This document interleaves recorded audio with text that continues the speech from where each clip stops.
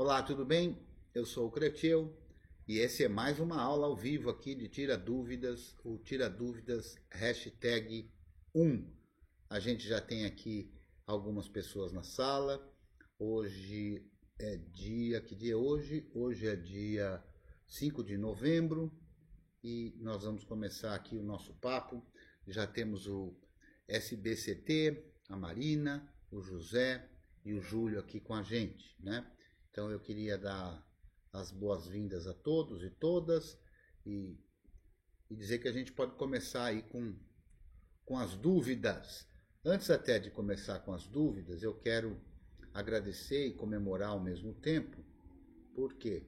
Porque lá no nosso grupo no Telegram, que é o t.me/curso GNU, a gente já ultrapassou a marca dos 500 participantes, o que me deixa muito feliz, muito contente, e espero que os 500 participantes e as demais pessoas que tenham contato aqui com as aulas, seja pelo YouTube, seja pelo PeerTube, seja por onde for, aproveitem e a gente está aqui mais uma vez nessa aula ao vivo.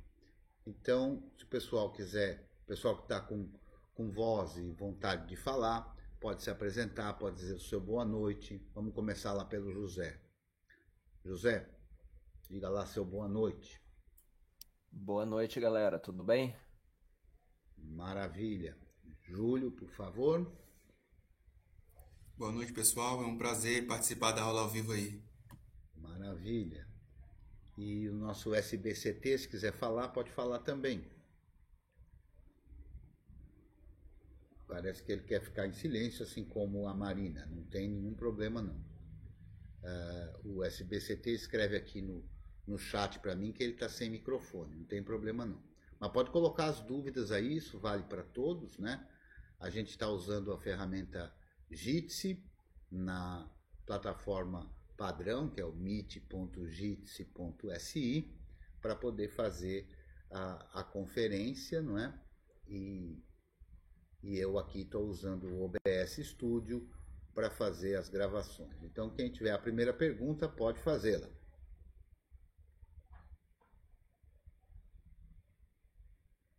Esse silêncio significa que não temos dúvidas?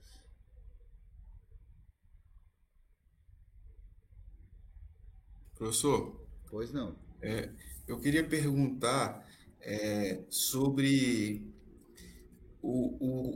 como você vê a ideia da implementação do software livre na, na educação pública e nos órgãos públicos.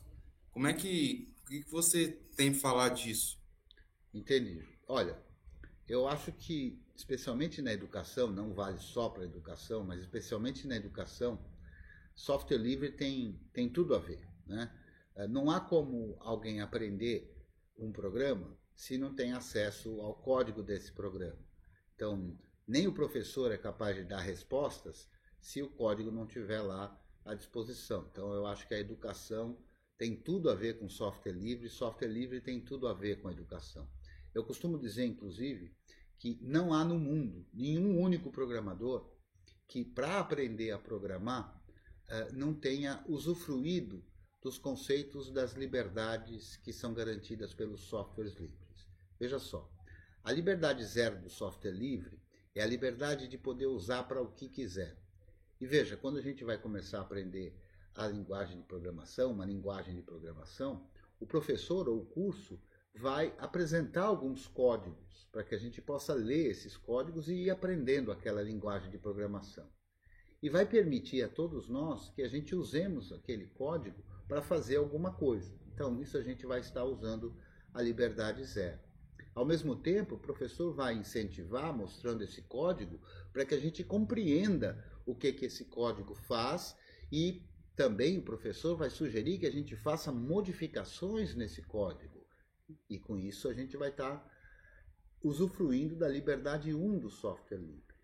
E ao mesmo tempo, o professor permite que a gente troque o código com os alunos que fazem parte da turma. O aluno não pôde ir na aula, não tem problema, eu pego o código que o professor deu na aula e passo para o aluno. Então, A liberdade 2, que é a liberdade de poder passar para frente exatamente aquilo que eu recebi, também é usufruída por quem está aprendendo a programar. E a liberdade 3 também, porque o professor vai dizer e vai sugerir que eu faça modificações e passe para frente. E essas modificações passando para frente, eu vou ter usufruído da liberdade 3. Então veja que aprender linguagem de programação, qualquer que seja ela, a gente precisa das liberdades do software livre para poder aprender. Mesmo quando alguém aprende a programar numa linguagem ou usando programas não livres, essas 4 liberdades estão ali e fazem parte do processo de educação, de aprendizagem de uma linguagem de programação, para ver como uma coisa tem tudo a ver com a outra. Né? Com relação aos órgãos públicos, mais ainda, o uso de programas de computador, o uso de softwares é estratégico para as empresas, é estratégico para os governos, sejam eles municipais, estaduais ou federais. Aliás, no dia de hoje, a gente recebeu uma notícia que o STJ, o Superior Tribunal de Justiça, teve lá processos e e-mails, etc., que foram criptografados, né? E aquele indivíduo, aquela pessoa que criptografou, exige um resgate, né? Que em inglês é ransom. Então esse tipo de atuação, esse tipo de programa que faz isso são os ransomwares, são softwares que criptografam o conteúdo do computador de alguém ou um servidor e depois pedem um resgate para fornecer uma chave para decriptografar esse conteúdo. Então veja, por que a gente deve usar software livre nos órgãos públicos? Porque é estratégico usar software livre, porque com o software livre, os técnicos, funcionários públicos ou eventualmente empresas contratadas podem modificar o programa, podem entender o programa, podem adaptar o programa, podem corrigir o programa. Para um órgão público, usando um software que não é livre, e especialmente porque a maioria ou boa parte dos softwares não livres para sistemas operacionais, servidores, etc., são softwares que não são brasileiros, né? Então, além de se ter o inconveniente de não poder alterar o programa, de não poder entender e, portanto, não ter certeza do que aquele programa faz, se ele vaza informações, se ele é vulnerável e assim por diante, além disso, não é? Além dessa questão, os governos municipal, federal e estadual acabam por enviando divisas, como se chama, né? Porque esses softwares são de empresas estrangeiras, então eles têm que ser importados, eles vão representar dinheiro que faz parte da população brasileira, do cidadão que paga imposto, indo para fora, né? Então, na minha visão, é incompatível ao interesse público os órgãos públicos usando um software privativo. Uma empresa privada que queira usar software privativo é de responsabilidade exclusiva dos seus diretores, ou dono, ou o que for. Mas o órgão público é ainda mais grave, né? Então, o caso de hoje é um caso emblemático, né? É claro que softwares livres, como qualquer software, têm e podem ter vulnerabilidades. A questão é que, com o software livre, a empresa, a pessoa ou o órgão de governo tem a possibilidade de alterar, de corrigir esses problemas. Quando um software não livre, um software proprietário, vai se depender de um serviço, de uma empresa ou coisa parecida, né? Então é bastante inconveniente, a meu ver, e nada estratégico os órgãos de governo fazerem isso, né? Boa noite, Lucas. Seja bem-vindo. Mais alguma pergunta? Está claro, José? Ficou claro? Está muito claro, obrigado. Imagina. Vamos lá. Tem uma mensagem aqui do SBCT que diz: hoje cedo eu falei com você sobre o GPG. Ah, sim, eu lembro sim. Ele está dizendo aqui que tentou usar esses dias o PES como gerenciador de senhas, né? Ele perguntou se eu conheço, eu não conheço não, viu? Mas vi que ele usa o GPG para proteger as suas senhas. E por isso achei interessante aprender sobre como ele funciona, se é eficaz ou não.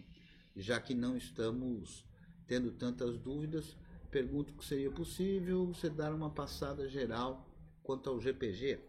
Eu posso dar sim uma passada geral quanto ao GPG. Não tem problema não. Eu só vou, enquanto eu vou procurando aqui os slides, né, para poder apresentar aqui para vocês, eu não vou fazer a palestra toda ou gravar uma aula sobre o GPG, mas eu acho que a gente precisa começar, eu sempre começo, né, por conceitos, né? Então eu vou pegar aqui um slide emprestado de uma palestra que eu fiz numa criptofesta, vamos abri-la aqui, que se chama As Chaves do Castelo sobre a criptografia, né? E por que Chaves do Castelo? Chaves do Castelo, o objetivo de chamar de Chaves do Castelo é para dizer que a gente vai falar sobre coisas que são básicas, né? Nos conceitos básicos que envolvem criptografia. Deixa eu ver se eu consigo aqui fazer as devidas trocas aqui de coisas. Vamos lá para a chave do castelo. Tá aqui. Vamos ver. Todo mundo está vendo o desenho aí já? Ou não? Eu preciso de uma resposta em áudio, porque assim eu estou vendo aqui nesse momento só a tela das chaves do castelo e quero confirmar se vocês também estão... Eu estou vendo aqui. Então tá ótimo. Então quais são as chaves? SBCT. Pois não. A SBCT e Marina também confirmaram que estão vendo. Maravilha, obrigado. Se você puder dar esse apoio aí no chat, eu agradeço. Então, as chaves do castelo sobre criptografia envolvem os conceitos de criptografia, e para entender conceitos de criptografia, a gente precisa saber que eles têm tudo a ver com álgebra modular e fatoração. E eu gosto também, quando falo desses conceitos, falar o que é a criptografia simétrica, o que é a criptografia assimétrica, o que são hashes, a finalidade de se fazer criptografia de alguma coisa, que são o segredo, a autenticidade e o não repúdio. Também gosto de falar sobre certificado digital e sobre GPG, que são chaves e que tem todo um contexto especial para serem utilizadas, né? E todos esses conceitos também estão envolvidos nas redes como Tor, que compõe a Deep Web e a Dark Web, e também com as criptomoedas, né? Então a ideia de criptografia é a da escrita escondida, ou seja, eu tenho um texto e eu consigo, através de um algoritmo criptográfico, através de uma chave criptográfica, escrever esse texto de uma forma que seja difícil dele ser lido por quem não conhece a chave criptográfica, por quem não conhece o algoritmo. E isso é usado há muitos anos, já desde os primórdios da humanidade, aí, de há muito tempo atrás. Então tem aqui um exemplo chamado cifra de César. A cifra de César é uma forma de criptografia muito simples que troca a posição das letras, né? Então a gente vê que na parte superior a gente tem o alfabeto, na parte inferior, de novo, o alfabeto. Nesse exemplo, imagine que eu esteja escrevendo a letra E, e no meu texto tem a letra E. Então, o que foi feito com a letra E? A letra E, a chave da criptografia, é mudar a letra em 3 posições, de modo que a letra E vire a letra B, assim como a letra F vai virar a letra C, assim como a letra D vai virar a letra a letra C vai virar a letra Z, e assim por diante. Esse é o chamado cifra de César, né?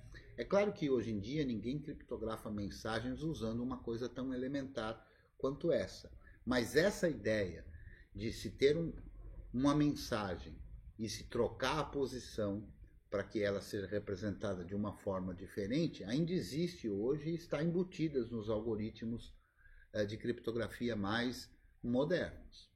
Outra coisa que é importante de saber sobre a criptografia é a álgebra modular.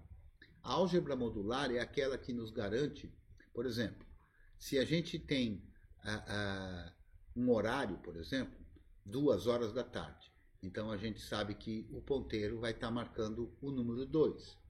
Mas 24 horas depois, ou 12 horas depois, o ponteiro também marca o número 2. Então, tanto às 14 horas quanto às 2 horas da manhã, ele marca o ponteiro número 2. Então, com isso, o que é que se percebe?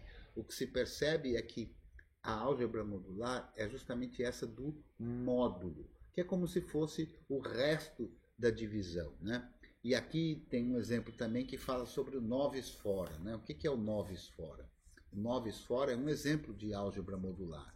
Então, veja só, se eu pegar o número 11 e for dele tirando porções de 9, né? Então, se de 11 eu tiro 9, vou ficar 2. Ou, se eu preferir, 11 dividido por 9 dá 1 e tem resto 2. Então, o novis fora é justamente uma forma simples de ver, era muito usado antigamente, é uma forma simples de ver o que significa álgebra modular.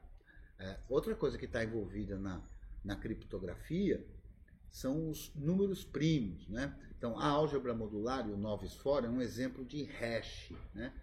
Que é um outro termo que eu vou falar daqui a pouquinho também. Os números primos também têm tudo a ver, ou a fatoração dos números primos, né? O que é um número primo? O número primo é um número que só é divisível por ele mesmo ou por 1. Então, a gente tem uma porção de números primos. Tem aqui exemplos de números primos: 2, 3, 5, 7, 11, 13 e assim por diante. Então, o único número primo par é o 2, né? Porque o 2 é divisível só por ele mesmo, 2 e por 1.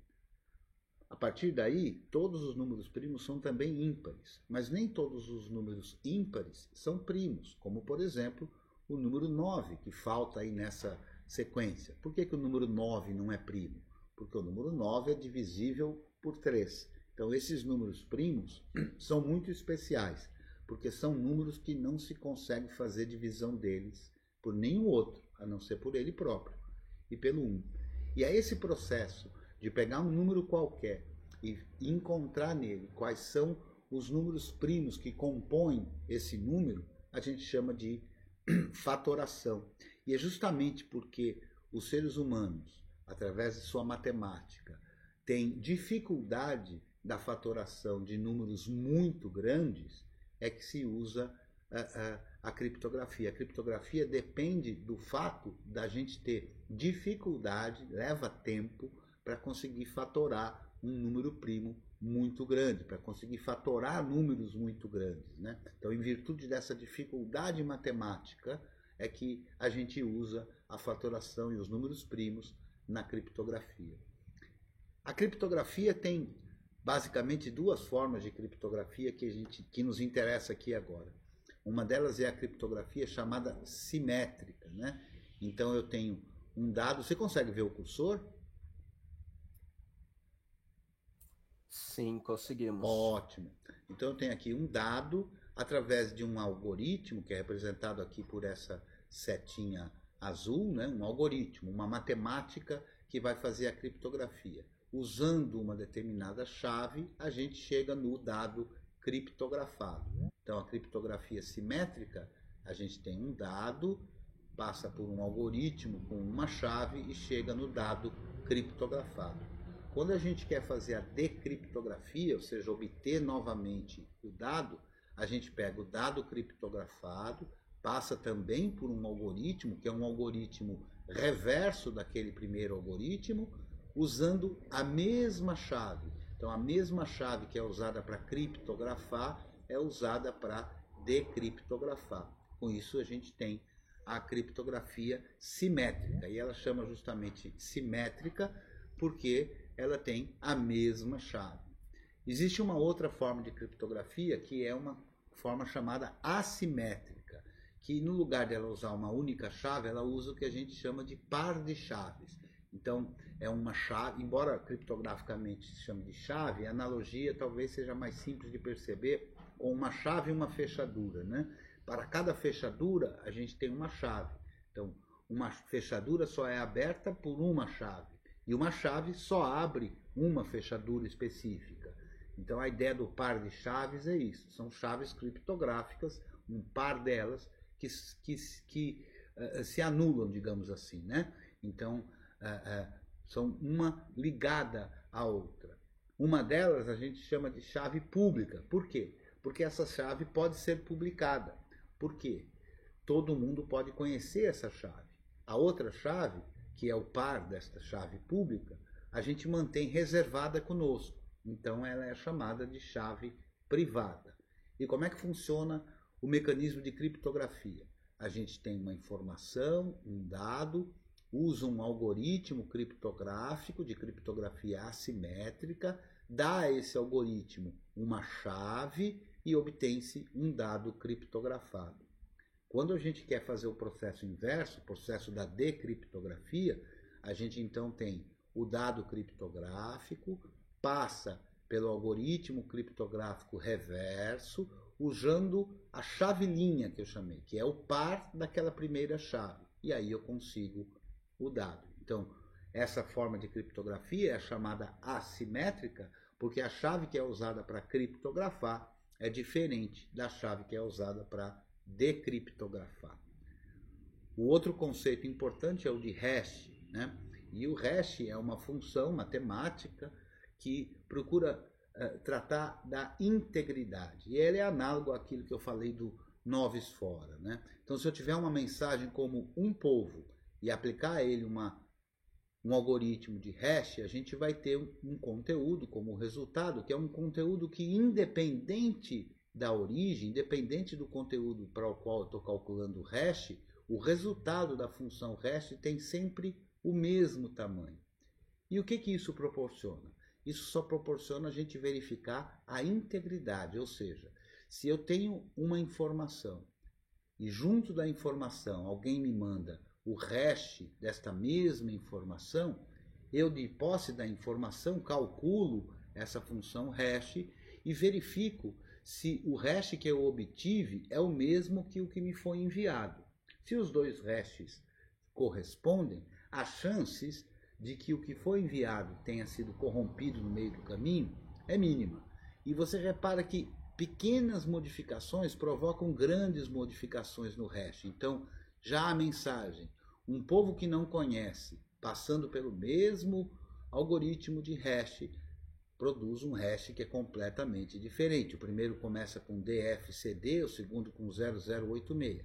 Um povo que não conhece sua história, veja que provoca um hash completamente diferente. Um povo que não conhece sua história está condenado. Outro hash completamente diferente. Um povo que não conhece sua história está condenado a repeti-la. Outro hash completamente diferente. Então, o objetivo do algoritmo de hash é verificar a integridade. Onde muitas vezes isso é usado?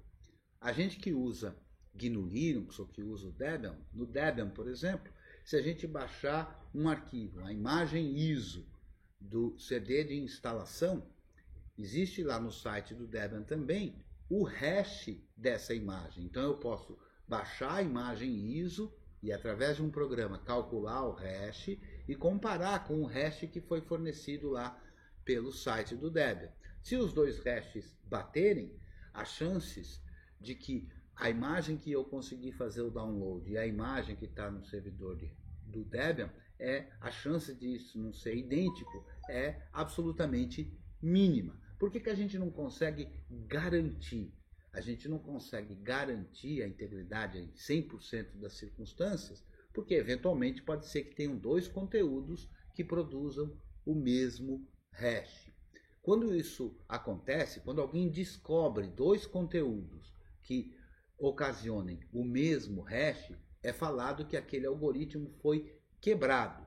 E com isso a gente perde muito da certeza da integridade, né? Por isso que as imagens do Debian são fornecidos hashes diversos para elas. O MD5, o SHA-1, o SHA-256, o SHA-512, que é o nome desses algoritmos de hash. De modo que se eu calcular e conferir mais de um hash, aí as chances vão ficando absolutamente insignificantes. E por isso a gente consegue dizer que aquilo que a gente recebeu está idêntico àquilo que estava lá no site. E para que tudo isso? Para que criptografia? Bom, criptografia serve para confidencialidade, ou seja, para eu enviar uma mensagem para alguém e ninguém no meio do caminho ser capaz de entender aquela imagem, portanto, aquela mensagem. Portanto, aquela mensagem fica confidencial. Mas também, por conta dos hashes, a gente consegue a integridade, ou seja, ter certeza que a mensagem que eu recebi é igual à que foi mandada. E também a questão de autenticidade, ou seja, eu ter certeza que quem escreveu a mensagem que eu acabo de receber realmente foi quem escreveu, quem está sendo dito como escreveu a mensagem que eu acabo de receber. E a ideia do não repúdio, que é a seguinte: quando a gente trabalha com os hashes e com os certificados digitais, que eu vou explicar daqui a pouco, não só eu tenho certeza de quem escreveu a mensagem, como posteriormente aquele que escreveu não pode dizer, mas não fui eu que escrevi. Esse é o não repúdio. E isso tudo se dá através da criptografia. O certificado digital, ele lida com essas coisas. O que é um certificado digital? Um certificado digital é assim: qualquer pessoa cria um par de chaves, uma chamada pública e uma chamada privada. Muito bem, eu submeto a minha chave pública a um órgão certificador e esse órgão certificador assina a minha chave pública. E como é que ele faz isso? Bom, ele pode fazer, depende de que órgão certificador a gente esteja falando e depende inclusive de se a gente vai ou não usar um órgão certificador para isso, né? Mas ele assina a minha chave pública. O que quer dizer isso? Ele criptografa a minha chave pública usando a chave privada dele, de modo que todo mundo que confiar nesse órgão certificador terá a chave pública do órgão certificador.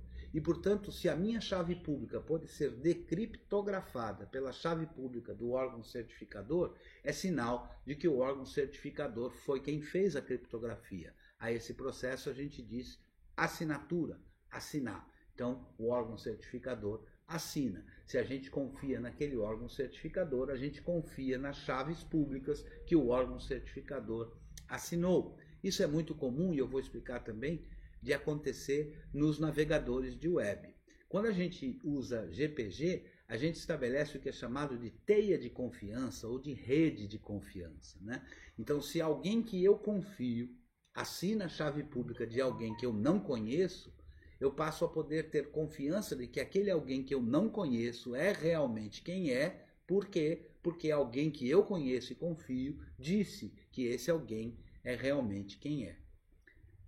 O GPG, que é o GNU Privacy Guard, ou PGP, ele é sucessor do PGP, e é definido isso na RFC 4880, né? RFC é um conjunto de normas, Request for Comments, é um conjunto de normas que são públicas e que podem ser alteradas por sugestões de pessoas. Eles têm um conselho e coisas desse tipo, né?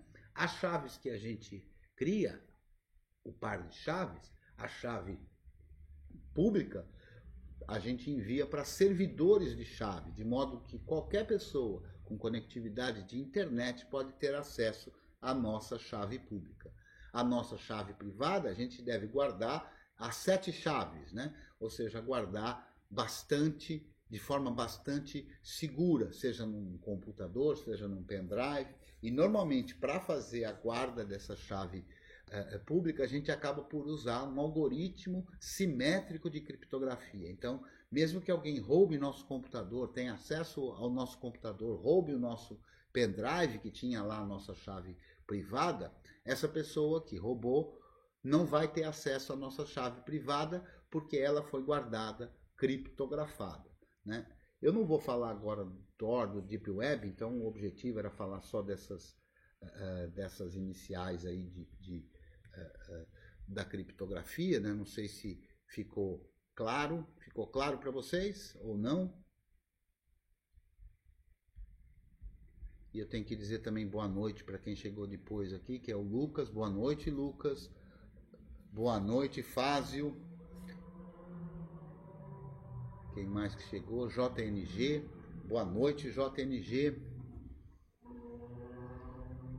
Deixa eu acompanhar aqui as perguntas. Vamos lá. Segundo o SPCT ficou claro. Ficou muito bem claro, segundo ele. O Júlio também disse que ficou claro. Maravilha.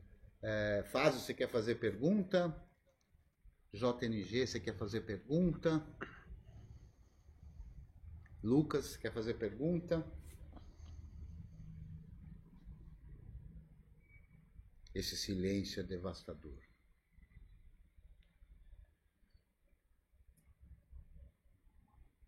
Poxa, depois de uma explicação toda dessa, numa aula... Opa, alô, alô, alô. Pode falar, senhor Fábio. Opa, boa noite. Agora sim, tava sem o microfone aqui. Ah, sem microfone fica difícil de falar. Não dá para falar, né? Seja bem-vindo. Primeiro, valeu, obrigadão. Primeiro, parabéns aí pela iniciativa, tanto sua como do pessoal de acompanhar ao vivo aí. Muito legal, fico verdadeiramente muito feliz de ver esse tipo de conteúdo indo para frente, o grupo movimentado lá. Parabéns mesmo pelo trabalho. E a minha pergunta sobre cripto é, nessa criptografia das chaves e tal que você falou, no que isso se assemelha à criptografia que a gente tem nas redes sem fio, né? Que a gente chama de criptografia também, mas é a mesma coisa, não é? Bom, é criptografia também, mas usa algoritmos diferentes, né? Então, a ideia da criptografia que a gente usa nas redes, né? Então, por exemplo, nas redes Wi-Fi em geral, nos dias de hoje a gente usa WPA2 ou até nos roteadores mais modernos um protocolo que chama WPA3.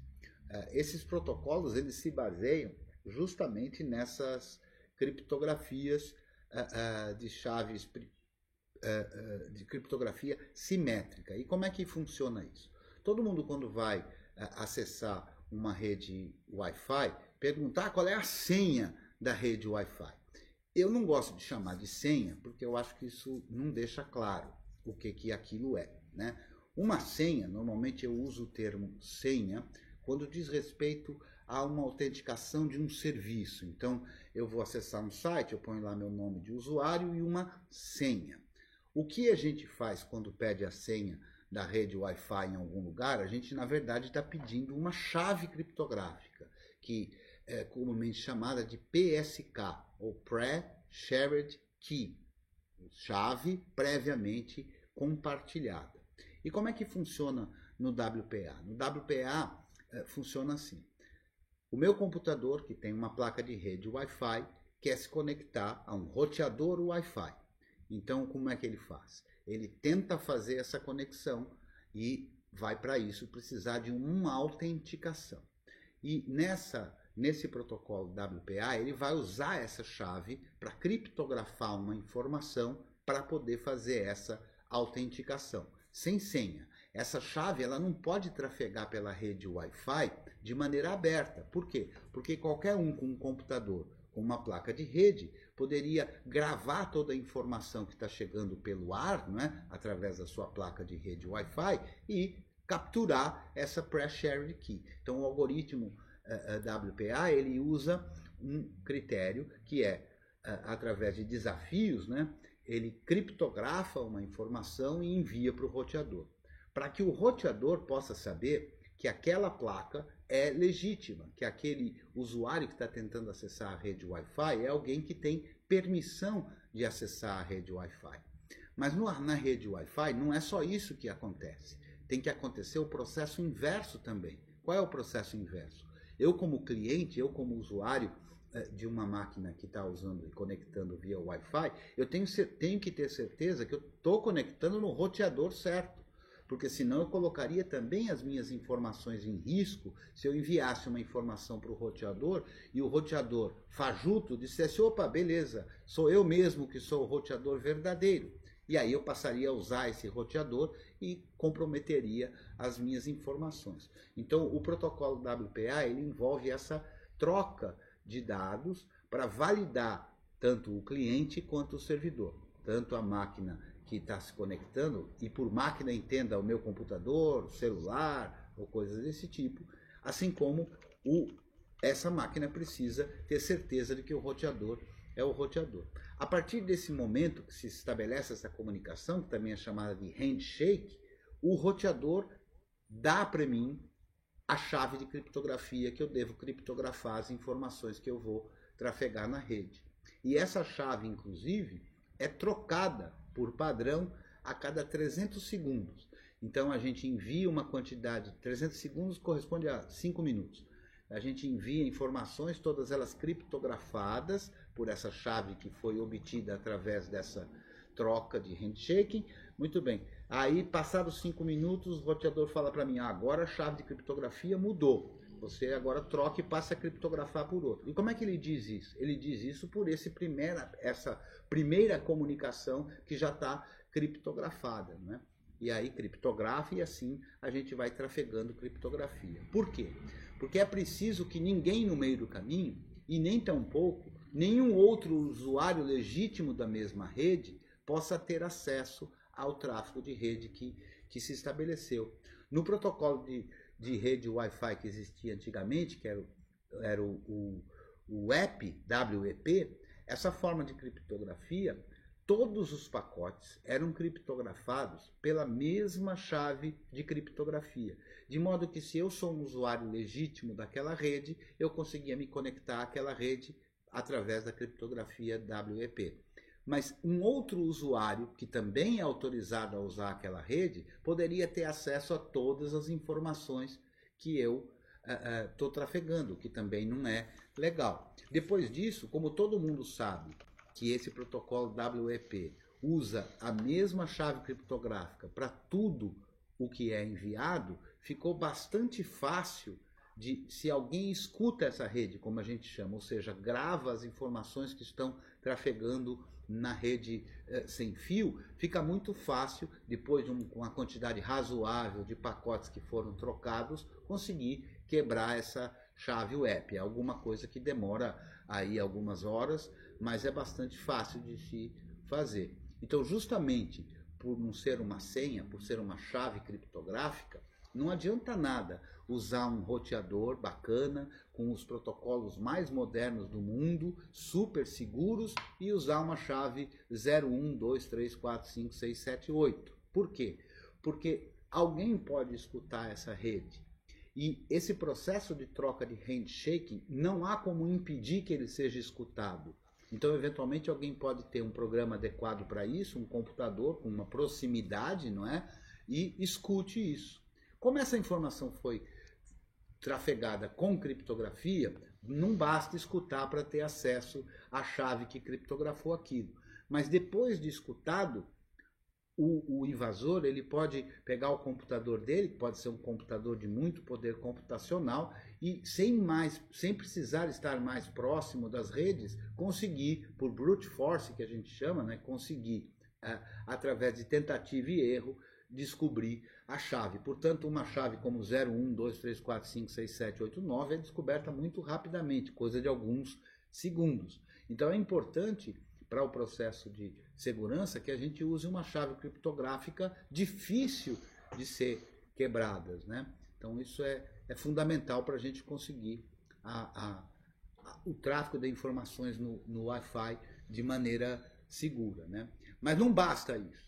Tem vários desses roteadores, eu recomendo inclusive todo mundo, e já prometo que eu vou fazer uma aula aqui no canal mostrando como é que a gente avalia se a nossa rede Wi-Fi está bem segura ou não, e se por acaso algum invasor vai conseguir quebrar a nossa chave criptográfica, né?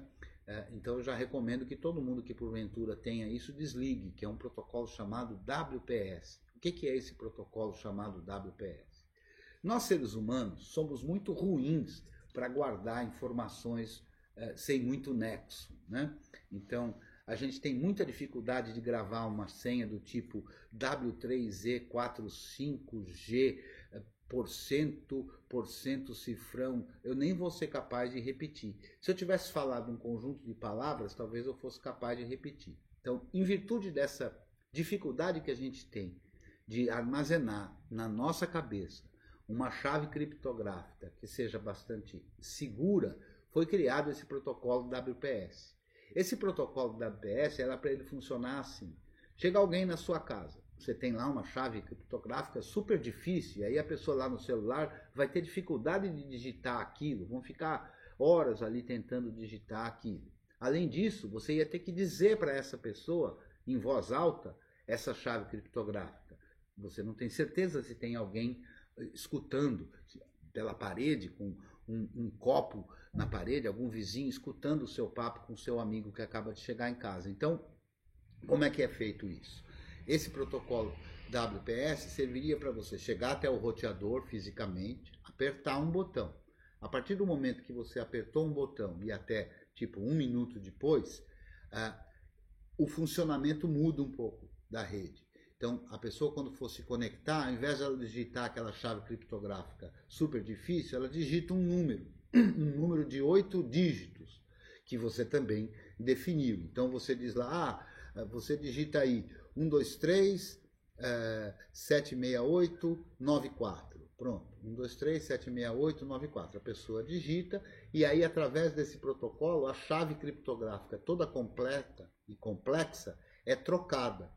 Mas, passado esse tempo, tipo 1 minuto, o roteador deixa de funcionar assim. Então, não basta saber esse número. Então, isso daí parece ser bastante interessante, mas esse protocolo apresentou uma porção de problemas e também a implementação do protocolo em vários roteadores apresentaram problemas. Hoje é comum de ver roteadores até novos, assim, em perfeito estado de funcionamento, não é roteador de muitos anos, não.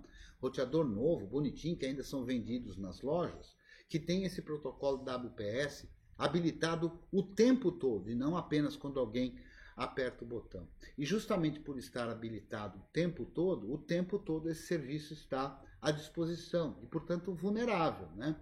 Descobriram, por exemplo, que no protocolo, se você enviasse os primeiros 4 caracteres de maneira correta, a resposta do roteador é diferente do que se você tiver enviado os 4 primeiros caracteres corretos. De maneira que fazer o brute force desses 8 dígitos ficou bastante rápido. Um pouco depois descobriram um defeito ainda mais grave que permite que, se um roteador está com esse protocolo WPS habilitado e tem essa vulnerabilidade, você pensa numa chave criptográfica para sua rede WPA com 83 caracteres, com letra maiúscula, minúscula, caracteres especiais, e por conta dessa vulnerabilidade no WPS, demora 10 segundos para a pessoa obter essa chave, ou seja, segurança zero. E você pode pensar assim, mas isso são só uns roteador porcaria, michuruca. Não, está lotado de roteador assim. Eu já fiz vários experimentos desses, inclusive em aula, laboratório, porque quando a gente dá aula presencial, em algumas escolas é possível a gente fazer laboratório. Então a gente sai à rua com um computador para verificar, para analisar e ver se a gente tem esses problemas.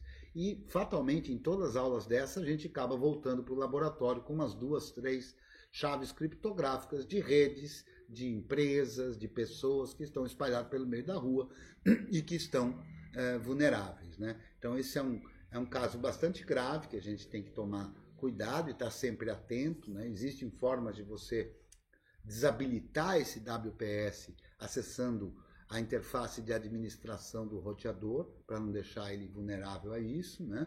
E estar sempre de olho, né? Ver se não tem os MAC address, que é o número de cada dispositivo, conectado à sua rede Wi-Fi, dispositivos que você desconhece, porque se você não presta atenção nisso, pode ser que alguém tenha conseguido a sua rede, esteja lá há 5, 6 anos usando a sua rede e você nunca ficou sabendo, né? Alguns poderiam dizer, que se dane, deixa o cara usar minha rede aí, eu nem uso tanto assim, né?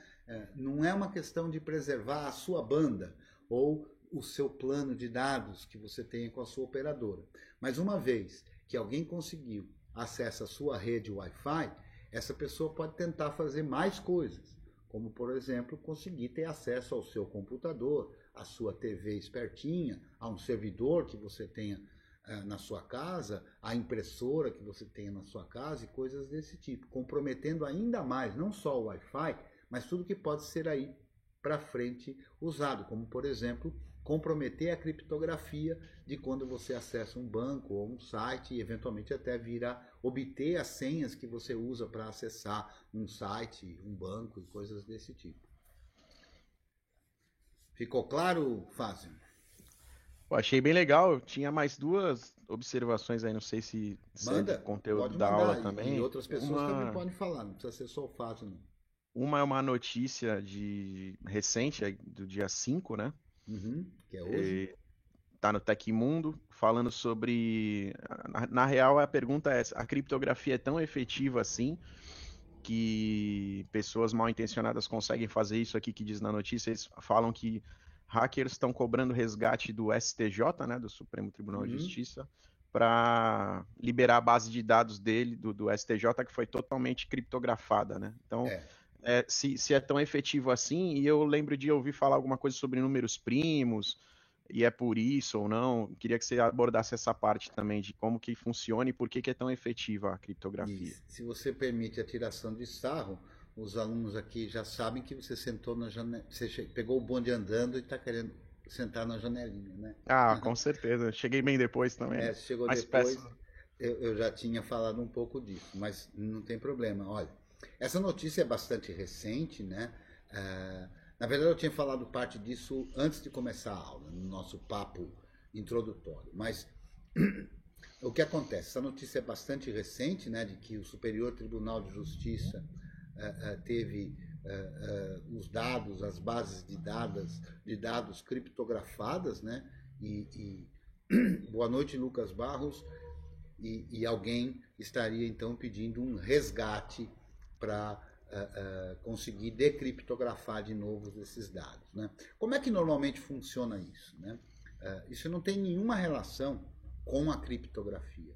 Não é a criptografia que é capaz ou não de impedir esse tipo de coisa, ou pelo menos não é exclusivamente a criptografia, né? Então, eu não conheço a fundo o que aconteceu no Superior Tribunal de Justiça, mas a gente, de maneira genérica, pode fazer algumas ilações aí que eu acho que de forma genérica, elas cabem. Quais seriam? Algum computador, ou vários computadores de lá, com um sistema operacional vulnerável, alguém teve acesso, interno ou externo, não se sabe, e esse alguém executou um programa. E esse programa lê os dados e criptografa esses dados. Isso é o que faz um ransomware. Esse programa pode ter sido rodado de maneira intencional por alguém desonesto que trabalha lá dentro, que está lá dentro e colocou isso para funcionar, mas também pode ter sido ocasionado por falha em algum programa que rode nos servidores do Superior Tribunal e que foi invadido ou que se aproveitaram de alguma vulnerabilidade desse serviço para executar um código nesse servidor e esse código ser justamente o programa que faça ou que permita um outro programa ser executado e faz essa criptografia, né? Na verdade, a criptografia é tão boa que as pessoas que fizeram isso pedem resgate, ou seja, uma cobrança em dinheiro, sabendo que não vai ser nem um pouco fácil os técnicos do Superior Tribunal de Justiça, ou mesmo empresas que venham a ser contratadas, conseguir decriptografar aquilo que foi criptografado, né? Então, agora, pode envolver criptografia nessa história toda? Pode, porque eventualmente foi descoberta uma senha, porque as informações foram armazenadas de maneira não adequada, né? Mas eu acho que isso tem pouco a ver com a criptografia, tem muito mais a ver com a segurança dos computadores e dos serviços que funcionam nesses computadores, ou mesmo o processo interno de auditoria, de RH, que envolvam a possibilidade, é claro que isso de forma nenhuma é uma afirmação, né? Mas eventualmente isso pode acontecer em qualquer caso de ransomware.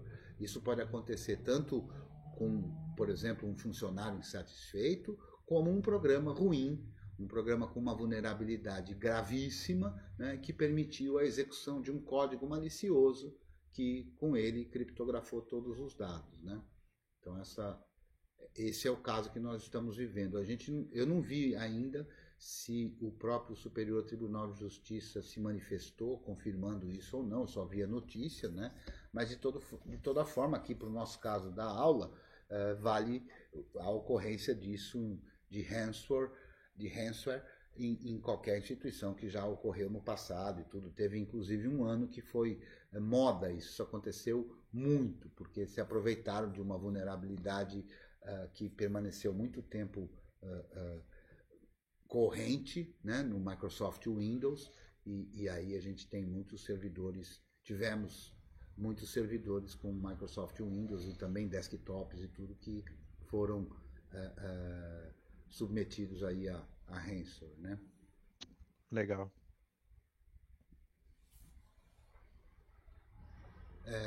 Lucas, Júlio, José, pode mandar pergunta aí.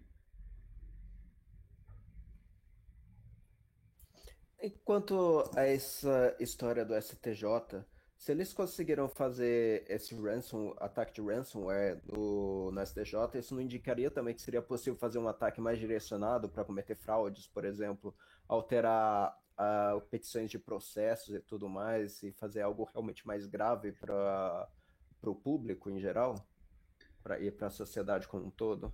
Bem legal essa tua pergunta, José. É assim, a gente não sabe ainda, né? Qual foi a extensão, provavelmente nunca venha a saber, né? Porque por uma questão estratégica e mesmo de segurança, essas informações nunca vão vir a público de como é que se deu o ataque, o que foi atacado, como foi atacado. Vai ser muito difícil a gente ter uma informação de confiança sobre isso, né? Mas, de novo, falando de forma genérica, né, a gente, não obstante a não saber a extensão, a gente sabe que foi possível que alguém executasse um software malicioso, um software que faz a criptografia desses dados. Se era possível ainda ter acesso aos dados, modificar os dados, a gente não sabe, né? Mas se alguém conseguiu o privilégio de poder criptografar, e inclusive a notícia fala que além das bases de dados terem sido criptografadas, os backups das bases de dados também foram comprometidos, também foram criptografados. Então, de fato, existe essa possibilidade, José, não só nesse caso em particular, mas em casos semelhantes a esse, né? Tudo depende do que o interesse daquele que conseguiu esse acesso privilegiado não autorizado tinha em mente, né? Então, aí nesse caso parece que eles estão a fim de ganhar um dinheiro com um resgate, né? Mas é claro, eles poderiam, eu não sei o que é mais grave, mas eles poderiam sim tentar fazer mais alguma coisa. Dizer que eles vão conseguir é difícil. Eventualmente o sistema que estava vulnerável não era o software de base de dados em si, ou todo o processo de autenticação na base de dados, né? Mas poderia ser o servidor que armazena essa base de dados, né? Então, não obstante, independente do software que usa a base de dados ser de ótima qualidade, super bem configurado e etc., se eu tenho acesso ao servidor que tem o arquivo, que é a base de dados, o programa não tem interferência nenhuma nisso, né? Está no nível do sistema operacional mesmo. Então, o arquivo pode ser criptografado e todo o resto pode não ter sido comprometido, né? Mas o fato do arquivo ter sido criptografado, todo o resto vai deixar de funcionar. E, aliás, ao que indica a notícia, o site saiu do ar e os serviços todos, tanto os que eventualmente foram comprometidos, como mesmo os que não foram comprometidos, também foram retirados do ar, né? E eu imagino que esteja na TI lá, esteja um rebuliço danado, né? Que algumas audiências até acho que deixaram de ser realizadas, alguma coisa assim. Pois é, porque quando alguém, isso digamos que é o comportamento natural de quem cuide de segurança da informação, quando os técnicos que cuidam de segurança da informação descobrem que houve uma invasão, é procedimento extremamente padrão desligar tudo que está em volta, né? Porque até que se possa fazer uma análise e descobrir qual a extensão do que foi comprometido, o que foi perdido e ao mesmo tempo também, e muito importante, é que a gente, quando descobre que um sistema foi comprometido, a gente quer duas coisas, né? Uma delas é não permitir que danos maiores ocorram, que novos sistemas sejam comprometidos, para isso se desliga tudo, mas a gente também quer tentar encontrar quem foi que comprometeu os sistemas. E, portanto, desligar tudo também é uma ação importante para evitar que aquele que comprometeu os sistemas consiga retirar os rastros, né? Então, o pessoal de forense e os técnicos de segurança, nesse momento, estão analisando tudo isso para tentar identificar o que foi comprometido, quanto foi, e, ao mesmo tempo, tentar buscar se encontra rastros para descobrir e levar isso até a justiça e tudo mais, né? É um processo bastante complicado esse, né?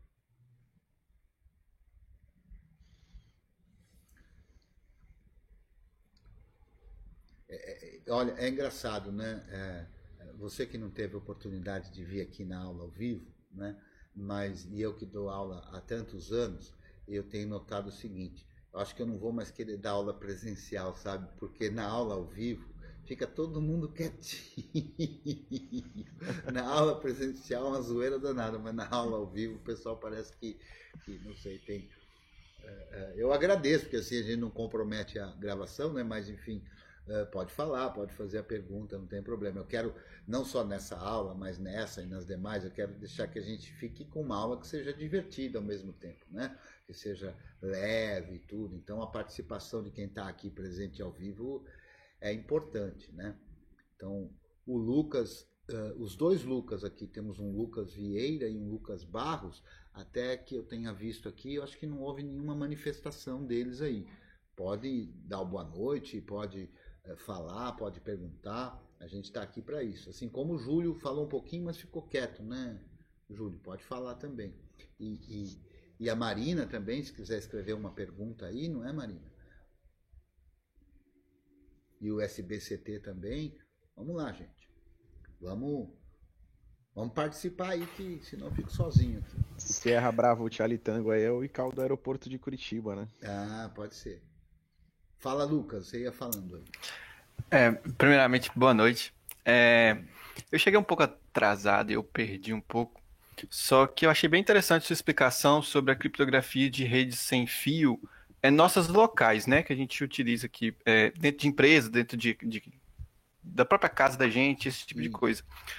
Só que acontece certas invasões que a gente já viu também, já passou várias reportagens e tal, que, por exemplo, foi invadido uma comunicação por SMS e conseguiu se obter, por exemplo, um token de autenticação para o Telegram, por exemplo, que eu lembro da reportagem. Entendi. Enfim. Então, tipo, como que a gente pode... Como você poderia explicar um pouco de como funciona essa criptografia para redes de celulares mesmo, assim, mais diretamente para esse tipo de rede? Entendi, Lucas. Olha, o protocolo que eu expliquei foi fundamentalmente o protocolo WPA, né? WPA2 e o protocolo WPS, né? Nas redes de telefonia, na rede 3G, tem outros protocolos, outros funcionamentos, né? No caso desses exemplos de alguém conseguir capturar o SMS que foi enviado para um celular, então veja só, vamos pegar lá de baixo, né? Quando alguém faz uma conta num site qualquer que tenha senha, esses sites mais modernos costumam oferecer um recurso que é chamado segurança em dois... Oh, meu Deus, está me faltando a palavra. Não é passo. Dois fatores? Fatores, obrigado, Lucas. Exatamente, segurança de dois fatores. O que são os dois fatores aí dessa segurança? Obrigado, viu, Lucas? Os dois fatores são o seguinte. Um dos fatores é algo que eu sei, que é a senha. Um segundo fator pode ser algo que eu tenho, por exemplo, o meu celular. Existe até um terceiro fator, que é algo que eu sou. Então, por exemplo, a minha impressão digital ou as informações, o jeitão que é a minha íris, né, no olho, né? Então é muito comum em vários sites que a gente põe senha, a gente pelo menos colocar um segundo fator. Então nesse segundo fator, então você deu o exemplo do Telegram. Quando a gente vai fazer uma conta no Telegram, eles usam fundamentalmente esse fator, que é o número de telefone, que faz parte de uma rede que chama GMS, e que envia para um programa dessa rede, que é o teu próprio celular, para receber esse segundo fator, ou em alguns casos esse fator como como primeiro fator, né?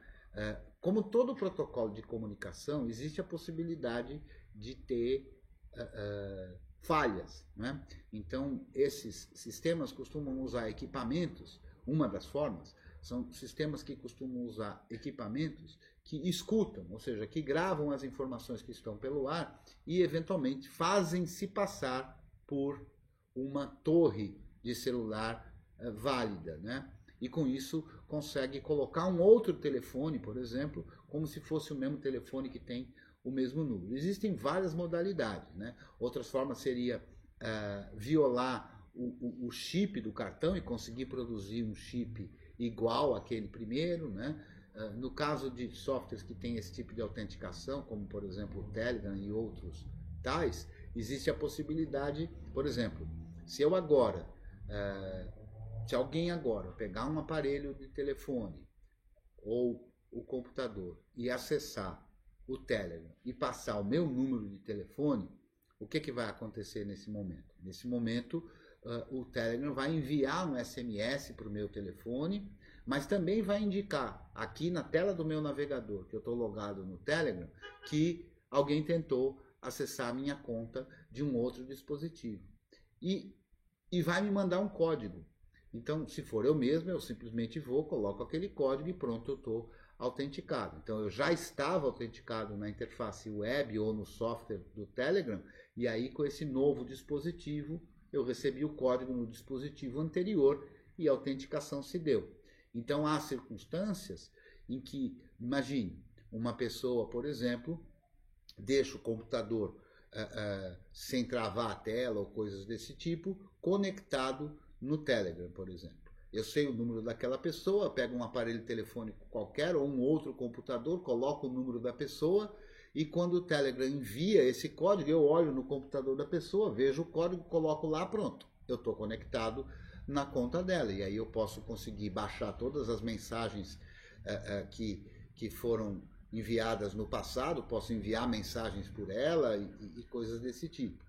Tudo indica, né? O caso da Vaza Jato, tudo indica que foi algo mais ou menos nessa linha, né? Então, há muita conversa mole sobre isso, né? Mas nada ficou demonstrado claramente, né? Mas a chance de ter sido um problema no próprio servidor do Telegram é absolutamente mínima, né?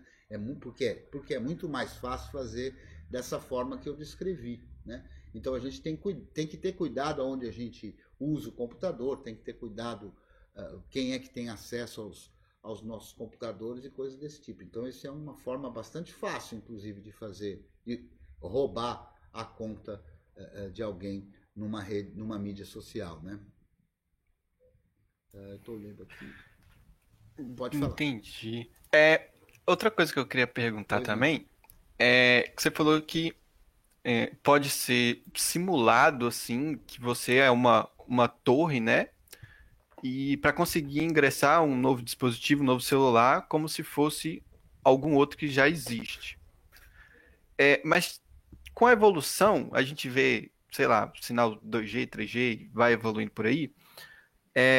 Com a evolução dessas tecnologias, acredito que a criptografia também venha melhorando. Certamente. Só que se eu pegar um aparelho hoje, moderno, sei lá, conecto no 5G, eu vou estar operando nessas torres mais novas. Só que se eu conectar numa tecnologia mais antiga, a criptografia ela volta para ser o que era antes? Como é que funciona essa parte? Bom, eu não sou especialista em telefonia, né? Eventualmente, se a gente imaginar que o software da torre antiga não foi alterado, a gente provavelmente não tem o que seria chamado, nesse caso, de retrocompatibilidade, né? Que é a possibilidade de um novo protocolo funcionar como funcionava o antigo também. Se tiver retrocompatibilidade, o equipamento novo vai conseguir se comunicar com a torre velha à moda que a torre velha se comunicava. Nem sempre isso é possível, não sei como é que vai ser na telefonia 5G, né? Mas essa questão nem é uma questão tanto de estragar ou quebrar a criptografia, no sentido de quebrar a inteligência da criptografia, quebrar o algoritmo de criptografia. O mais comum que acontece é sempre quebrar a parte mais frágil de tudo isso. Qual é a parte mais frágil de tudo isso? O ser humano. Então, por exemplo, tiveram vários problemas na rede de telefonia celular, que foi simplesmente porque alguns seres humanos optaram por não implementar os algoritmos de segurança, eventualmente por questões econômicas, para ficar mais barato para os servidores consumirem menos recursos, né? Então o problema não estava na criptografia, não estava nos algoritmos de criptografia, mas sim na decisão de algum técnico em não usar esses algoritmos.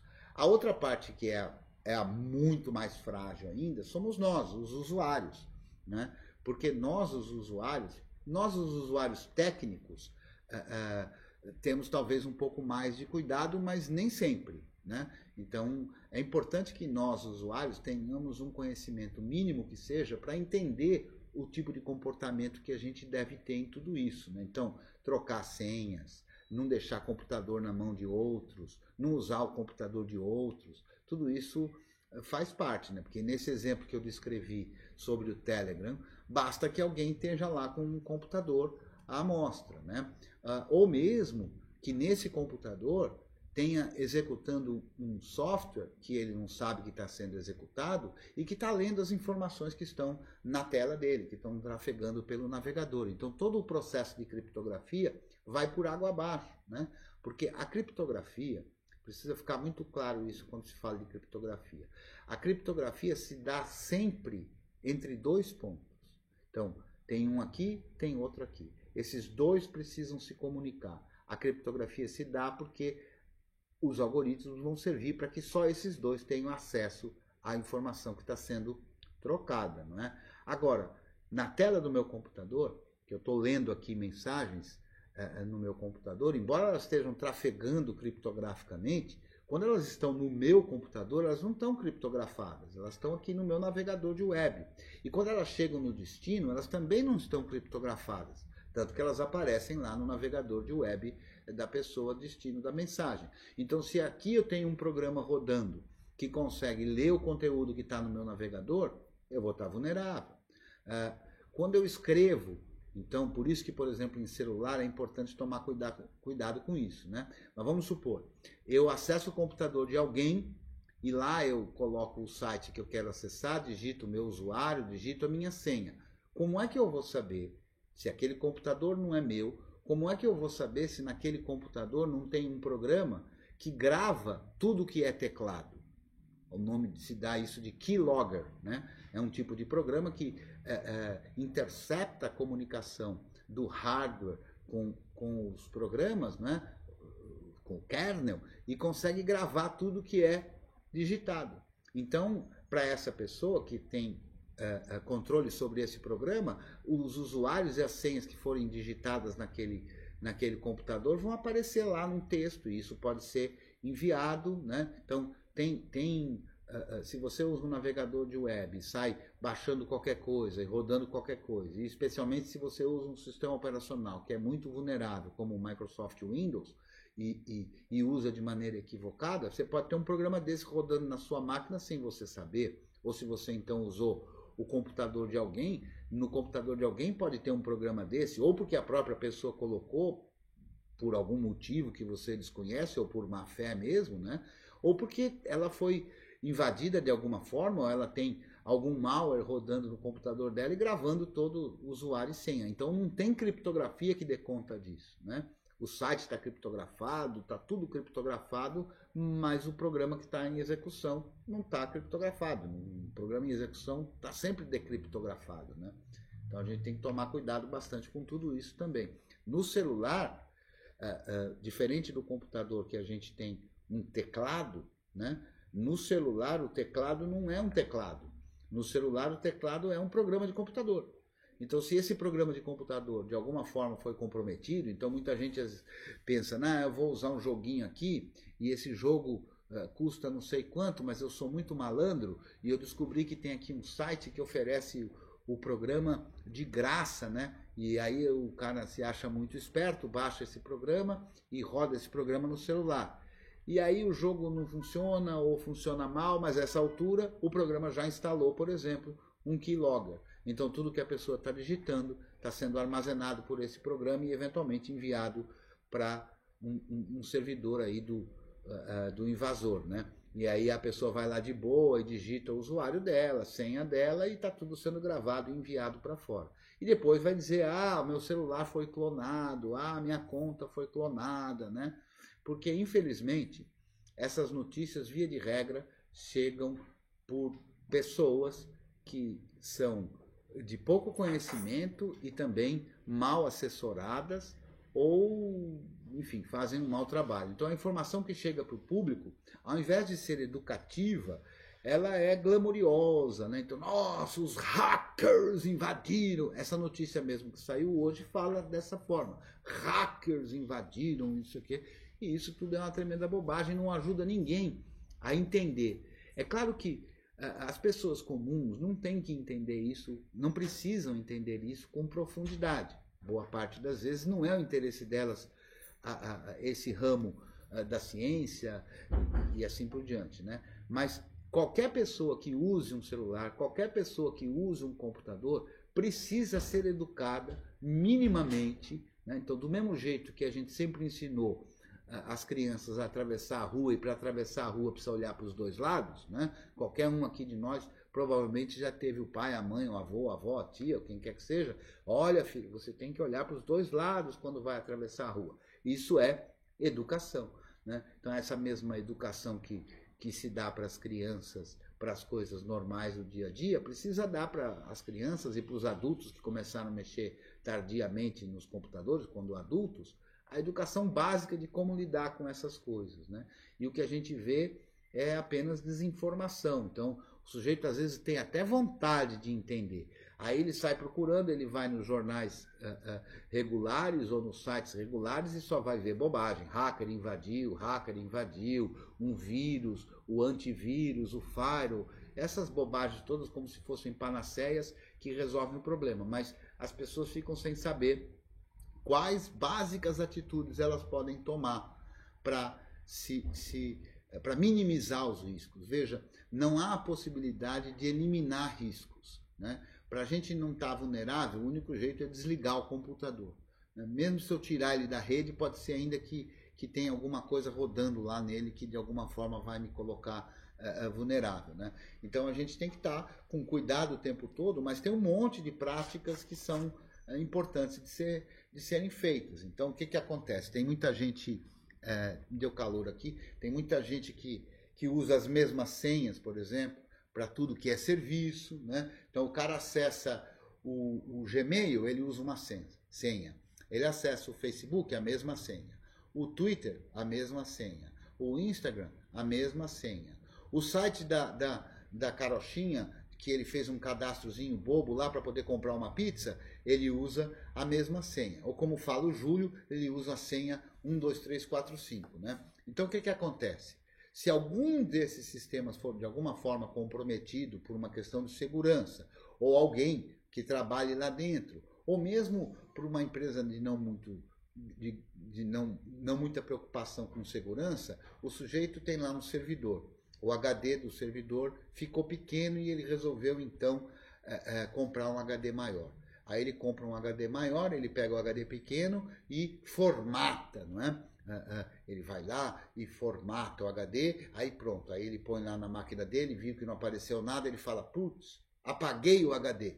Quando que ele não apagou nada, tá tudo lá. Aí ele joga no lixo ou vende para alguém e esse alguém pode ter acesso a essas informações. E aí descobre lá uma lista de clientes, por exemplo, com senhas. Eu já fiz trabalhos nessa linha, em que a gente chega lá na base de dados e está lá em plain text, ou seja, o texto puro, escrito lá o texto, o usuário e senha de todo mundo que acessou aquela pizzaria, aquele escritório de contabilidade, aquela empresa de comércio eletrônico e coisa e tal. Então, a vulnerabilidade é constante. Então, a gente não tem como ter a segurança de que a outra ponta está segura. Então, a gente tem que tomar as nossas medidas. E, para isso, tem tanto as nossas ações, como, por exemplo, não usar a mesma senha em tudo que é serviço. Existem softwares para gerir as senhas e cuidar disso, né? Então é importante a gente estar sempre atento e cuidar de não cometer esse tipo de equívoco. O SBCT fez uma pergunta aqui, falando explicando de forma básica como funciona o tal do SALT. É bem fácil isso aí, não precisa nem de básico ou não básico, né? O que acontece? O que é esse SALT? Então, normalmente quando a gente digita uma senha num site, na base de dados desse servidor onde a gente está acessando, não vai ser armazenado a senha que a gente digitou. O que vai ser feito? Como eu mostrei ali aquelas frases, vai ser aplicado ao texto da senha que eu digitei um hash. E esse hash, então, vai produzir um valor que não é a senha. Normalmente, é esse valor que fica armazenado na base de dados. Mas repare o seguinte, se eu apenas usar o algoritmo de hash, todo mundo que usar nessa base de dados a mesma senha, então se uma pessoa lá usou a senha o Brasil é um lugar bem legal. Muito bem, todo mundo que usar a senha o Brasil é um lugar bem legal, ao ser aplicado o algoritmo de hash, vai propiciar o mesmo hash. E com isso, com essa história de ter todo mundo que tem a mesma senha tem o mesmo hash, alguém pode pegar um computador, pegar esse computador e um dicionário de palavras, que tenha uma porção de palavras, ou botar um computador para inventar senhas. Esse computador inventa senhas e vai calculando esses hashes. Então, uma hora ele vai chegar no o Brasil é um país legal e ele vai produzir o hash. Então, ele tem uma lista enorme de hashes, um conjunto gigantesco de hashes, bilhões de hashes, que inclusive é chamado de Rainbow Table, tabela do arco-íris. Aí o que acontece? Quando ele tem essa tabela, o computador que ele usou para fazer essa tabela ficou ali, precisa ser um computador de muito poder computacional e ficou às vezes rodando um mês. O computador ficou rodando um mês inventando senhas, pegando dicionários e criando os hashes. Muito bem, de posse dessa tabela do arco-íris, se eu olhar lá na base de dados e encontrar um hash conhecido, eu comparo com a minha base de dados de hashes que eu criei e isso é relativamente rápido. Comparei, eu sei a senha daquela pessoa. Então essa forma de usar um hash de maneira pura é vulnerável a esse tipo de situação que eu descrevi. O que é o SALT? O SALT, ou tempero, um salzinho, né? Uma pimentinha, faz o quê? Então, em algoritmos que usam SALT, o que eles fazem? A gente põe lá a nossa senha, aí naquele momento em que a gente coloca a senha, um número aleatório é gerado. E aí o hash da minha senha vai ser calculado usando a minha senha e esse número aleatório que foi gerado naquele momento. Gero o hash e eu gravo na base de dados o hash e o número aleatório. Então, se a pessoa escolher uma senha, o Brasil é um país legal, na hora que ela escreveu a senha, o Brasil é um país legal, foi gerado um número aleatório, foi calculado o hash, ficou na base de dados o hash. Passado um tempo, uma outra pessoa vai colocar uma senha e ele vai escolher o Brasil é um lugar legal. Naquele momento é gerado um novo número aleatório, que certamente é diferente do que aquele primeiro. E aí então, a senha mais o número aleatório vão produzir um hash completamente diferente. Então esse tipo de estratégia não é vulnerável ao Rainbow Table. Por quê? Porque aquele que quer invadir teria que pegar para cada número aleatório todo o poder computacional para produzir 1 bilhão de senhas de dicionário usando aquele número aleatório.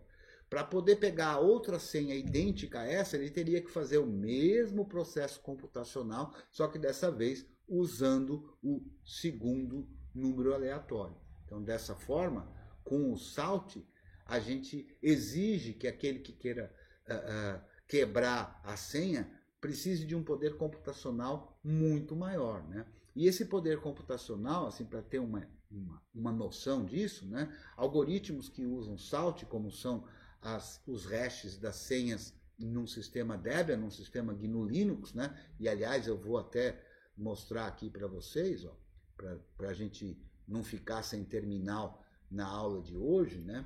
Eu vou acessar aqui uma máquina virtual que nem está rodando, então eu vou botar uma máquina virtual para rodar. Deixa eu ajustar a tela aqui para todo mundo ver o terminal. Eu imagino que o terminal já esteja aparecendo aí, não é? Por favor, se alguém ver, me dá a confirmação. Eu vou colocar uma máquina virtual para funcionar, que a máquina chama Debian. Opa, Debian 10, né? Então vamos lá. Virch, Start. Ninguém confirmou se está vendo a tela aí. Talvez Positivo. Então tá bom. Então eu vou iniciar uma máquina virtual aqui, que é o Debian 10, né? Inclusive na aula de virtualização eu mostro isso aí, a máquina virtual está lá, começou o processo de boot, eu já sei que ela vai pegar o IP 134, mas mesmo assim eu vou aproveitar e mostrar aqui Virch, Net, Lysis, Net DHCP, Lysis, e o nome da minha rede virtual é Default. A gente vai ver que não pegou ainda, a máquina virtual ainda está no processo de boot. Daqui a pouco ela aparece. Vamos lá. Ainda não.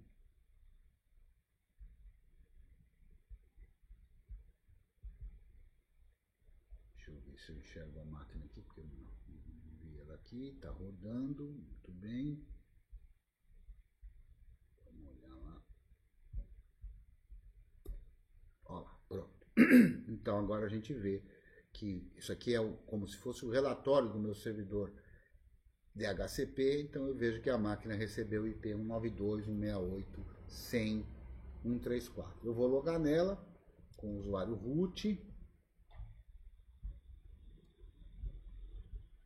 192.168.100.134.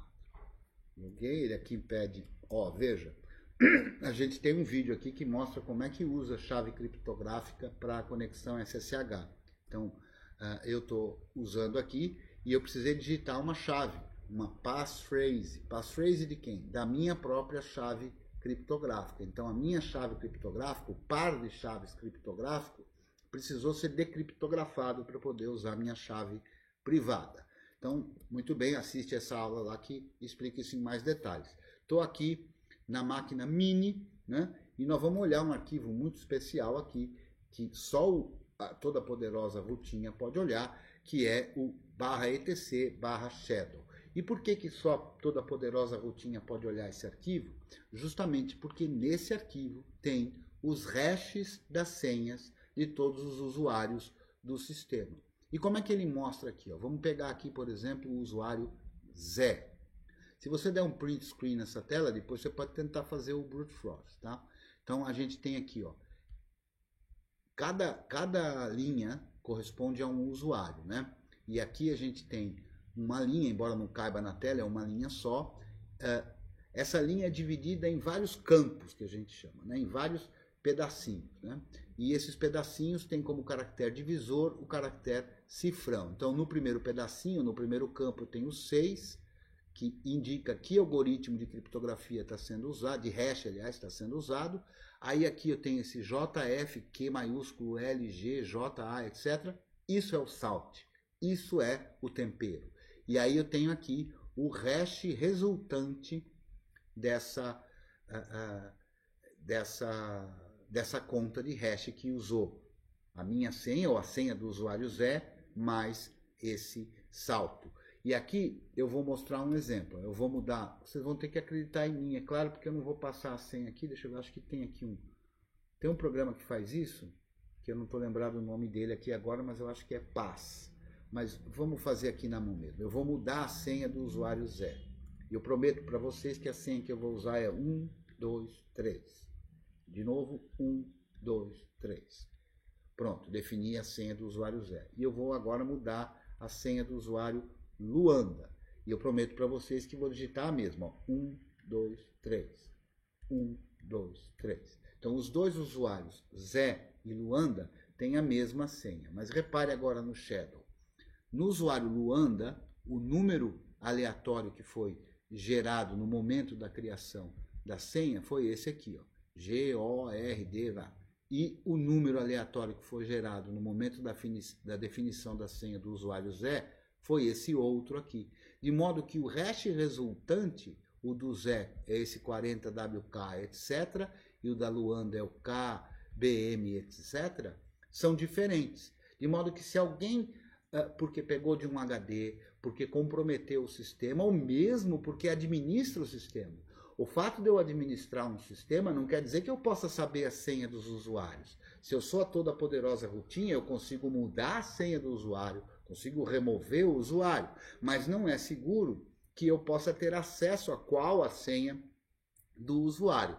Então, mesmo que esse arquivo tenha sido comprometido, o poder computacional exigido para pegar essas senhas vai ser enorme, porque eu preciso calcular uma tabela de hashes para cada um dos números aleatórios de cada um dos usuários para os quais foi definida uma senha. Então, usar o SALT é importante para dificultar o trabalho computacional. Se você, porque ainda usa Windows, no Windows eles usam dois algoritmos. Os Windows antigos usavam o NT-hash ou o LM-hash, e nos mais recentes usa o NT-hash. Então, LM-hash e NT-hash, ambos não têm SALT, não tem tempero.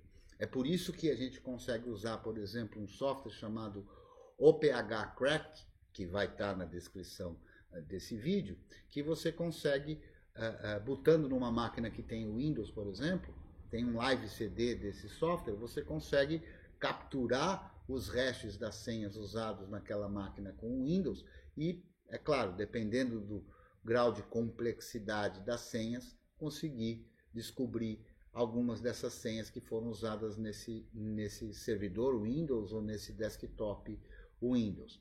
É claro que está também, e você encontra para baixar na net, umas Rainbow Tables, umas tabelas arco-íris muito maiores, para conseguir pegar uma senha mais complexa ainda, né? E existem até serviços que fazem esse tipo de trabalho, né? Você poderia pensar, poxa, mas isso não é ilegal? Olha, é claro, se você ter acesso a um computador que não é da sua propriedade, é ilegal. Mas descobrir uma senha nem sempre é ilegal. Às vezes a gente precisa descobrir uma senha que o usuário esqueceu. E às vezes essa senha pode ter sido usada, por exemplo, para criptografar uma informação que o usuário precisa ter acesso. Então, o trabalho de decriptografar, o trabalho de conseguir quebrar senhas, de fato, ele pode ser feito por criminosos? Sim, mas ele não é feito exclusivamente por criminosos. Às vezes ele é feito por técnicos que precisam ter acesso a informações cujos próprios donos esqueceram ou não sabem as credenciais, né? Então, eu acho que com isso fica claro aí o que é o SALT, ou não? O que você acha aí, SBCT? Ficou de boa? Beleza. Alguém mais com alguma dúvida? Ô, professor, Pois não. você tá me dizendo que eu posso chegar, tipo, no computador dos meus irmãos, da minha irmã, assim, e tentar quebrar uma senha e falar, ó, esse Windows aí seu, senha tá fraca, é bom você usar Linux, entendeu? Porque aí ninguém consegue fazer isso aí e tal, assim, uma coisa assim, meio nesse sentido. Veja, eu não estou recomendando que você faça isso, né? Mas você pode, cara. Todo mundo pode fazer o que achar que deva fazer. Veja, você pode fazer isso, eventualmente, não para tirar algum proveito malicioso disso, mas para você mesmo auditar, para você mesmo verificar. É muito comum isso. E muitas vezes a gente executa esse tipo de programa para verificar se na nossa base usuários estão usando senhas muito fáceis, para trabalhar a política de como as senhas devam ser definidas, para descobrir se os usuários estão ou não mudando a senha com frequência e se as políticas estão de acordo. Então, se você baixar o CD do OpenH Crack, ou se a máquina for dual boot, você instalar o OpenH Crack, para rodar isso e verificar essas informações, eu acho que é um trabalho legal que você pode fazer para os seus irmãos, para indicarem que eles estão usando uma senha fraca, né? E também, quem sabe, assim, eles se animam a vir aqui para pro lado dos softwares livres, né? Pro lado do sistema operacional GNU com o Linux, e eu acho que é uma boa, cara, não é ruim não. Agora, se você fizer isso e conseguir descobrir a senha deles, não faz nada de errado com a conta deles, né? Só avisa eles que está fazendo isso. Eventualmente, você pode até pedir autorização para isso, né? Normalmente, no trabalho profissional que envolve esse tipo de atitude, uma empresa contrata o profissional, então, por exemplo, me contrata para eu fazer esse tipo de verificação. Então, eu assino um contrato, a empresa me dá o direito de fazer isso. Em boa parte dos trabalhos nesta linha, né, a empresa contrata o profissional e há um combinado lá, ó, eu não vou te dar nenhuma informação especial. Vamos fazer de conta que você conseguiu ter acesso a esse disco aqui. O que é que você consegue obter de informação, né? Porque assim eu vou ter que partir do zero, como partiria um criminoso que quisesse fazer um trabalho criminoso ali com aqueles dados, né? Então, eventualmente você pode pedir autorização, né? De quem é o computador? É seu ou é deles, Júlio? Não, minha irmã, eu tava brincando, mas porque eu tenho duas irmãs. Uma já usa Linux há uns 2 anos que eu trouxe ela. Aí a outra ainda não falei nada disso não, mas é uma boa opção assim para mostrar essa, né, que essa importância, ainda mais se for computador de empresa, né? É até a senha também, mais educacional mesmo, mais uma coisa Então, educacional. se você fizer isso, o ideal é que você comunique para não fazer alguma coisa que possa vir a aborrecê-los, né? E eventualmente, como disse o José aqui, que veja, a gente não chama isso de craquear, viu, José? Por quê? Porque se ele está fazendo um computador que ele tem acesso, se ele está conversando com os irmãos, ele está fazendo uma coisa que a gente chama auditar, né? Que é verificar a qualidade daquilo que foi utilizado, né? Então, o ideal é que você faça isso com autorização do dono do computador, né? E como você é camarada, você vai também fazer isso avisando seus irmãos, de modo que fique todo mundo satisfeito no final, né? Então, se você conseguir descobrir assim rápido a senha, é sinal de que a senha que eles estão usando é muito ruim. E outras pessoas, que não você, que não vai fazer nenhum uso ruim dessa informação, poderiam fazer um uso ruim dessa informação, né? Então é sempre importante a gente auditar mesmo as nossas informações para ver se a gente, ou para quem a gente está trabalhando, não cometeu esse tipo de erro, né? Não, eu acho muito interessante porque eu acho que é uma forma educacional mesmo. Igual você estava falando, né? De você educar as pessoas em várias questões da informática, né? Coisas básicas. Por Exato. exemplo, uma senha, né? Uma senha, vamos supor assim, uma senha de respeito, uma senha mais decente, né? Para poder, para o próprio usuário mesmo, que é bem mais leigo, que não entende nada assim Uhum. da informática. Então, eu acho que é uma forma legal, tipo, conversar, falar, ó, posso tentar ver a senha que você tem aqui, alguma coisa aqui e tal, tipo, o pessoal da minha família, né, assim, Uhum.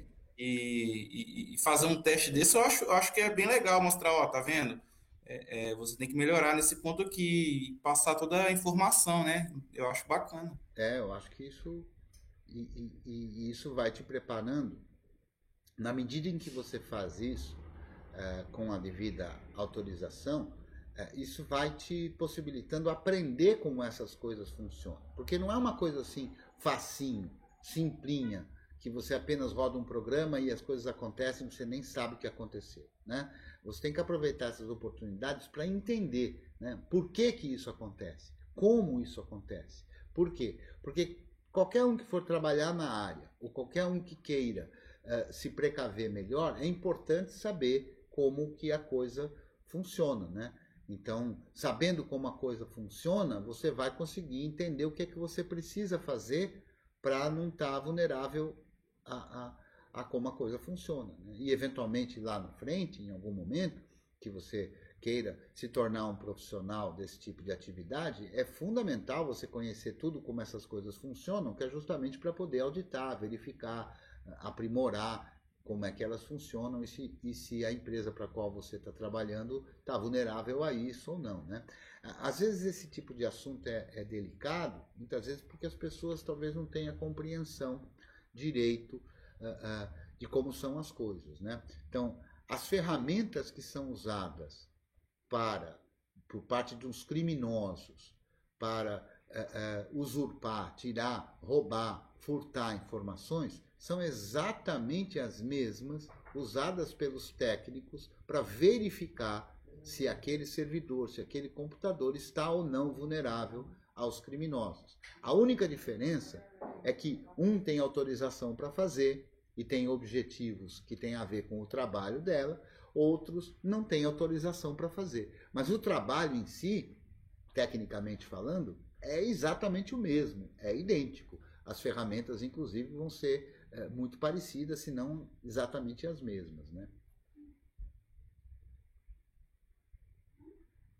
Lucas, José, Fázio, Lucas Barros.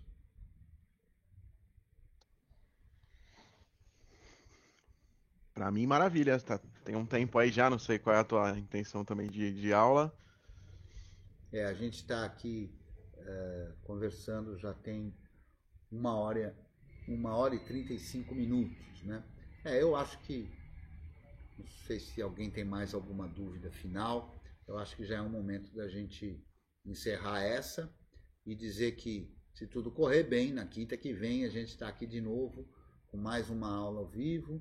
Então eu queria, se você quiser se despedir, todos vocês quiserem se despedir, fique à vontade. Vamos começar aqui pelo José, que está aqui do meu lado, se você quiser se despedir, falar aquele tchau para a galera.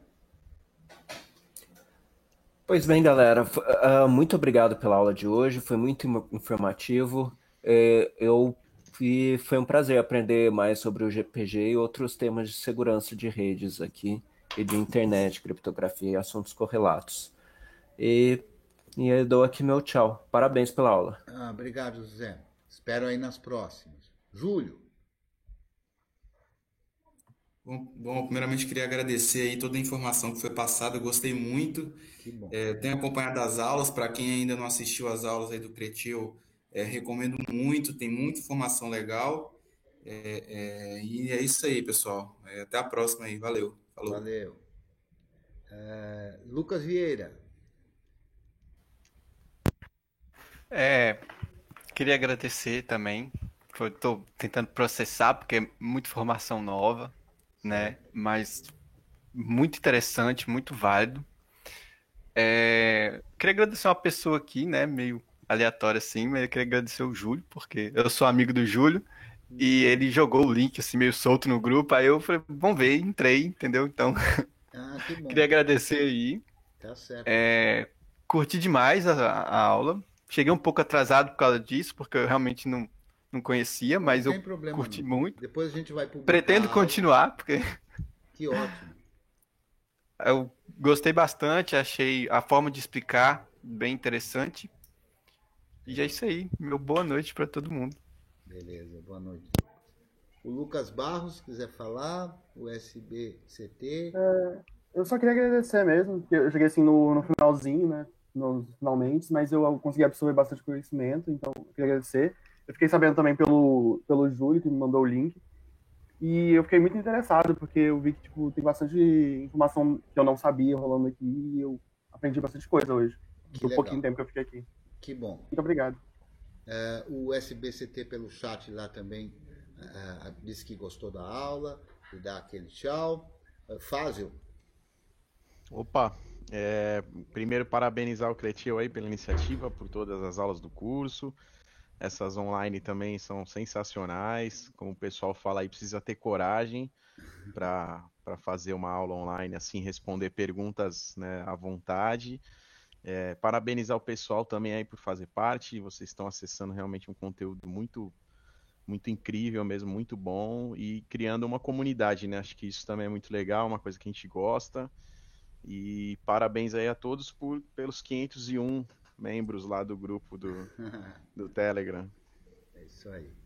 Então eu queria agradecer a presença de todos e todas, e você que nos está assistindo não ao vivo, dizer que Na semana que vem a gente está aí.